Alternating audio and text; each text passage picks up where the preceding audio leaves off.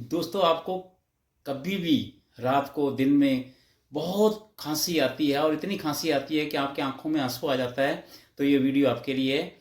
इसके लिए मैं आपको एक घरेलू नुस्खा बता रहा हूँ। आपने कुछ नहीं करना। आपने लेना है कच्ची हल्दी, अदरक, काली मिर्ची और ये शहद लेना है आपको। ये 4 चीज़ें घर में होती हैं आपके। अदरक और हल्दी, इन दोनों को कूट के 1 चम्मच इनसे रस निकालना है। 1 चम्मच आपको लेना है शहद और 1 चुटकी लेनी है आपको काली मिर्च।